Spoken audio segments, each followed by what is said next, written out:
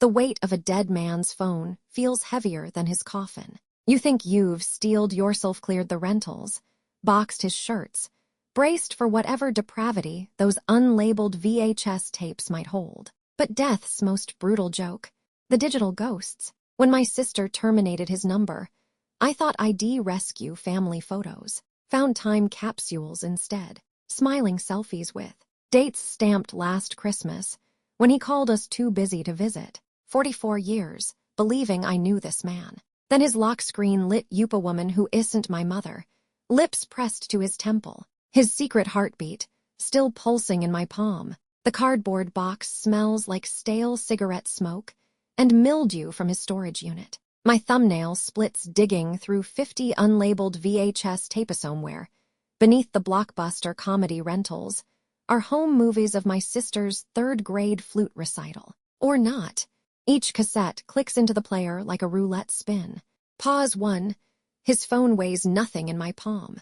That's the cruelty of Ithau. Something so small could detonate everything. I tell myself this hour between conference calls is a mercy. Just transfer the photos of Mom's birthday dinner before recycling this device. A caretaker's chore. Pause 1's first video. My twins wobbling through their first steps in diapers. Grainy footage ID never seen. My throat clenches. Next clip, Dad's laugh as Mom steals his fishing hat. Sunlight catching her wedding ring. They look so alive, I slam my fist into the desk drawer. Pause 1. The third thumbnail shows only darkness. Pause 1's when the screen sharpens. My father's nostrils flare inches from the lens. His breathing hitches in that way I recognize from his old CPAP machine. A high-pitched giggle slices through the audio, not Mom's laugh. Never Mom's. Then a smear of bare skin. Waxed flesh. The wet suction sounds of. Pause 1's I fling the phone.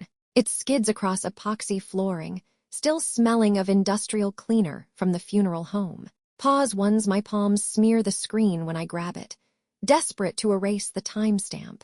2 months before his heart attack. 3 years after we buried Mom. Rational thoughts float like ash. Pause 1. But my retinas burn with the image of his tongue, same one that read me doctor. Sue's books moving in that hungry, slack-jawed rhythm. The giggling echoes in my molars. I taste bile and childhood peanut butter sandwiches he used to make. Pause 1's our trash can rattles as I vomit his secrets into it. The phone feels hot in my palms now. Sitting on the garage floor surrounded by Rubbermaid bins, 2 dead laptops, and a stack of VHS tapes labeled in my father's jagged handwriting D.C. Trip 08, Fishing Trip 2 and others that just say movie. With a question mark like he knew this day would come. Pause 1's my thumb hovers over the next video clip. The phone slips against my sweat. I don't realize holding my breath until the screen loads. Pause 1's his face fills the frame first. Those crow's feet ID recognize anywhere. He's laughing, hair slicked back like for client dinners. Then the camera tips. Pink sheets. A woman's shin slides into view. Toes painted neon green. Simon, save this for later. Her voice slurs. But he doesn't stop filming. Pause 1's I gag. Actual sour spit hits the back of my teeth. By the time I fumble the volume button, the sounds are already in my boneswit smacks, my father's grunt, the sharp inhale of a woman who isn't my mother. Pause 1's cringe becomes collapse when I see the hotel pad. Capitol Suites, Rosslyn. That conference he attended 3 months after Mom's funeral. The same week he lectured me about enduring grief with dignity. Pause 1's the phone cracks against concrete.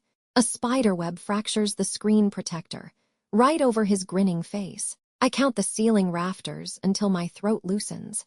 Pause 1's 13 seconds. That's all it took to learn 2 truths. 1. He filmed every transaction. 2. The DC mistress. Her ankle tattoo matches the one from his favorite massage parlor, raided last spring. Pause 1's my knuckles sting. I didn't notice punching the toolbox until now. The cells beneath my wedding ring bloom purple. My kids' drawings flutter under my panicked breaths. Pause 1's tapes still need sorting. Cassettes. Hard drives. How many other neon-painted toes has he left in this garage? The question doesn't whisper. It screams. Pause 1's somewhere behind me. My sister's laughter floats through an open window. She's making lemonade for the kids. Oblivious. Clean. Pause 1's I press play again. Not because I want to. Because I need to hear if the woman's moan turns into a 3-syllable name hers. Mine. Mom's. Pause 1. She doesn't make sounds at all after the 3-minute mark. I'll keep counting. The weight of legacy sits in my palm, cold aluminum edges biting into skin that still remembers his handshake. 5 generations of responsibility funnel through me as I scroll guardian of his digital bones. Puppy videos blur into Christmas mornings. My kid's first steps preserved without my knowing. Each tap is archaeology, dusting off joy he hoarded like daylight under cellar doors. Pause 1's 4th video down. Pixelated flesh resolves into his crow's feet crinkling with anticipation. Not the look he gave Mom at their 40th anniversary. Not the way he'd grin holding grandbabies. This unfamiliar hunger pulls me closer, right as cervix spink fills the frame. My thumb spasms too late. Pause 1. The moan rips through Bluetooth silence. His moan.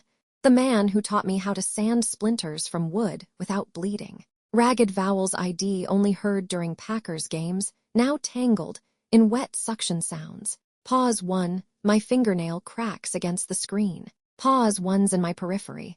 Our last Thanksgiving photo glows beneath the video him carving turkey while she kissed his cheek. That phantom mouth, now gasping into a camera, he angled himself. I vomit neatly into my cupped hand. Acid searing the webbing between fingers. Smartphones shouldn't smell like bile and betrayal. Pause 1. The real horror comes later. When my eardrums start replaying the wet click of his dentures against flesh. His breathing hitches the same way it did when tumors choked his bronchi. Death hasn't stopped him from violating me. The phone screen burned against my palm like an open confession. ID told my sister ID handle the photos just. The photo swiping through sunsets and grandkid birthdays with the efficiency of a grief-stricken archivist. Thumbnails blurred into abstract mosaics until my finger tapped one that refused to resolve. Pause 1's 3 seconds of my father's laugh filled the tinny speakers. His face alive and crinkled in a way I hadn't seen since Mom's funeral. Then the camera tilted. Pause 1's skin. Pause 1's a gasp that wasn't his.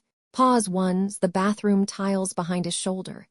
Same one's ID scrubbed toothpaste off last Tuesday glinted under harsh lighting as his head dipped below the frame. My own throat seized. Static shock raced up my forearm as if the device itself had become radioactive. I stabbed the pause button so hard the case cracked. Pause 1's sweet Christ. The sounds.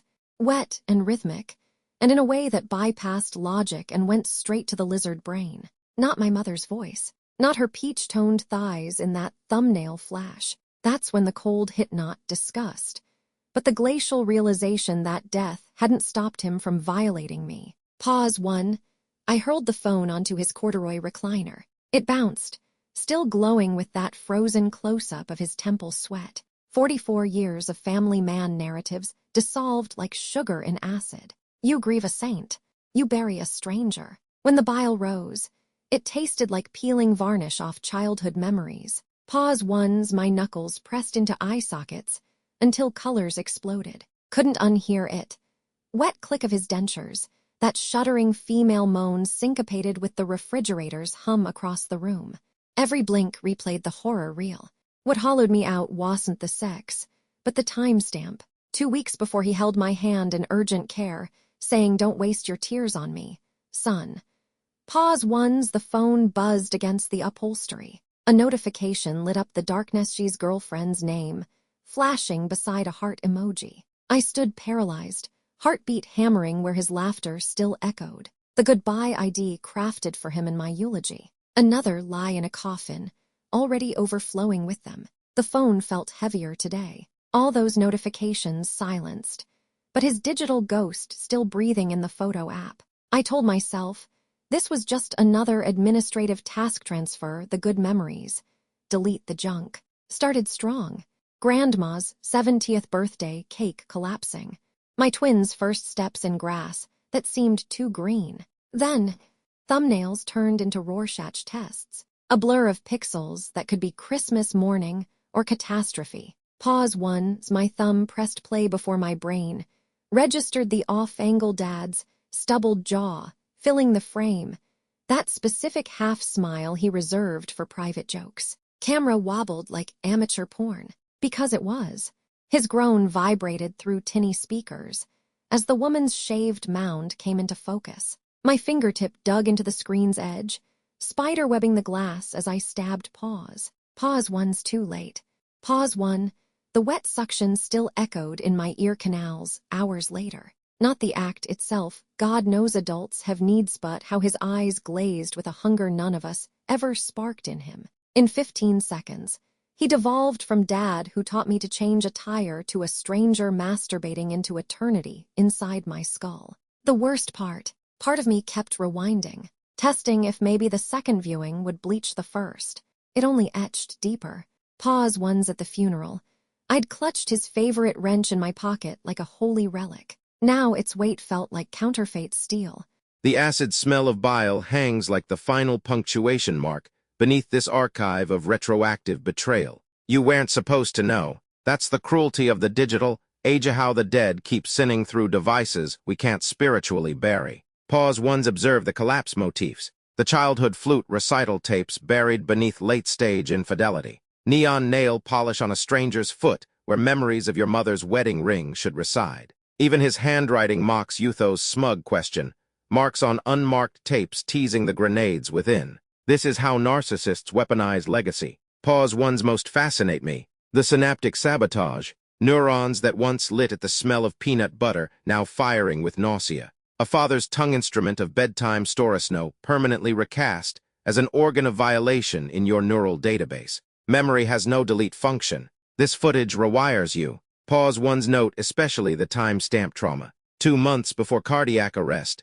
700 days where he kissed your children's foreheads with that mouth. What you're vomiting isn't just betrayal, it's the liquefied remains of your own origin story. Pause 1's final clinical observation in destroying that phone.